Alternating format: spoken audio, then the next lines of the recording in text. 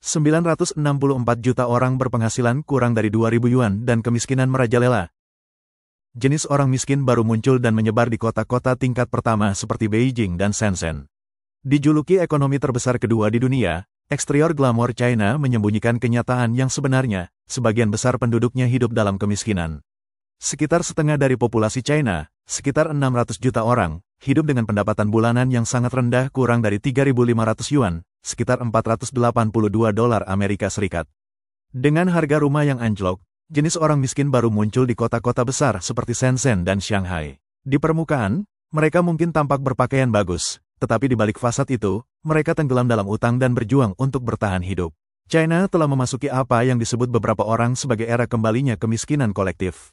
Asosiasi Jaminan Sosial China memposting di akun WeChat-nya, mengutip data penyelesaian pajak pribadi China tahun 2023, diperkirakan lebih dari 600 juta orang berpenghasilan kurang dari 3.500 yuan per bulan, sementara hanya 700.000 orang yang berpenghasilan lebih dari 1 juta yuan per tahun.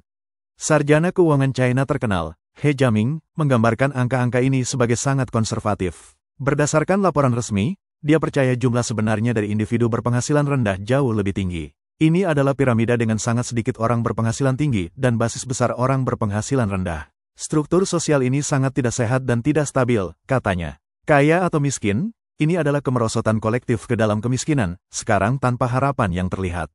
Pada Desember 2023, asosiasi yang sama menerbitkan sebuah artikel di situs web resminya berjudul, Populasi China yang berpenghasilan kurang dari 2.000 yuan per bulan mencapai sekitar 964 juta. Mengutip laporan distribusi pendapatan tahun 2021 yang dirilis bersama oleh NDRC Partai Komunis dan Universitas Normal Beijing. Dinyatakan bahwa 600 juta orang berpenghasilan hanya 1.901 yuan, sekitar 150 dolar per bulan, 43% dari populasi, sementara 964 juta orang berpenghasilan di bawah 2.000 yuan, sekitar 275 dolar per bulan. Bahkan di kota-kota tingkat pertama seperti Beijing, Shanghai, Guangzhou, dan Shenzhen, tidak jarang menemukan orang yang berpenghasilan kurang dari 5.000 yuan, sekitar 688 per bulan. Jadi, jangan berasumsi semua orang kaya. Kebanyakan hanya bekerja keras untuk memenuhi kebutuhan pokok. Seorang blogger menunjukkan bahwa bahkan di Shanghai kemiskinan tetap ada. Kelompok termiskin di pusat kota sering tinggal di gang-gang tua. Banyak yang mantan pekerja perusahaan milik negara yang bertahan hidup dengan pensiun yang sedikit. Rumah-rumah yang mereka tempati ditugaskan oleh majikan mereka, tetapi mereka hanya memiliki hak tinggal, bukan kepemilikan. Beberapa generasi berdesakan di ruang kecil hanya beberapa puluh meter persegi, membayar sewa serendah 1 atau 200 yuan per bulan.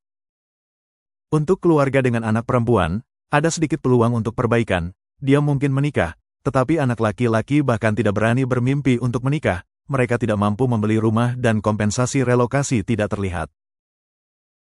Kesenjangan kekayaan di Shanghai sangat mencolok. Dalam beberapa tahun terakhir, ketika ekonomi China menurun dan harga properti anjlok, jenis orang miskin baru ini telah menyebar di kota-kota besar seperti Beijing dan Shanghai. Dapatkah Anda menebak di mana saya tinggal berdasarkan lingkungan ini? Biarkan saya melukiskan gambaran, gedung pencakar langit yang menjulang tinggi, lalu lintas yang ramai di bawah. Ya, saya salah satu dari orang-orang miskin baru yang dibicarakan internet. Mengkilap di luar, berongga di dalam, seperti cangkang yang dipoles. Di masa lalu, orang miskin tidak mampu membeli rumah anak-anak atau tanah, tidak berpakaian, dan berjuang untuk mengisi perut mereka. Saat ini, kemiskinan lebih sulit untuk dilihat. Mereka mengenakan pakaian desainer, memiliki rumah dan mobil di kota, dan tampak mengesankan di permukaan. Mereka memposting makanan gourmet dan pemandangan indah di WeChat Moments, tampak glamor, tetapi pada kenyataannya, mereka kosong dalam segala hal, kantong kosong, rekening bank kosong, dompet kosong, kartu kosong. Mereka memiliki aset, tetapi tidak ada tabungan, hanya eksterior yang dipoles yang menutupi gunung utang. Saat gaji bulanan mereka tiba, itu lenyap untuk pembayaran pinjaman, membuat mereka tidak memiliki apapun. Beberapa mengendarai mobil senilai ratusan ribu yuan, tetapi mungkin tidak memiliki 200 yuan untuk bensin. Saya tidak melebih-lebihkan. Di rumah tangga kami, 10 hari pertengahan bulan adalah satu-satunya yang tertahankan. Selebihnya, setiap hari saya bangun dengan tenggat waktu pembayaran kembali, kulit kepala saya mati rasa. Jadi, saudara-saudara, jangan mengakhiri kehidupan orang lain. Bukan karena mereka hidup tanpa batas, hanya saja Anda tidak melihat kekacauan yang mereka alami. Dengan ekonomi China yang merosot dalam beberapa tahun terakhir, banyak yang kehilangan pekerjaan dan menghadapi pendapatan yang tidak stabil. Di bawah tekanan hipotek dan pinjaman mobil, Mereka terpaksa memangkas pengeluaran dan menurunkan kualitas hidup mereka hanya untuk bertahan hidup. Mereka tidak berani berbelanja hiburan atau mengambil risiko sakit. Hampir semua pendapatan mereka digunakan untuk membayar utang. Mereka bekerja tanpa henti, hidup dalam kecemasan yang konstan, karena jika terjadi kesalahan, jika mereka kehilangan pekerjaan atau melewatkan pembayaran, bank akan menyita rumah dan mobil mereka. Uang muka dan cicilan yang telah mereka bayar akan hilang dan upaya bertahun-tahun akan lenyap.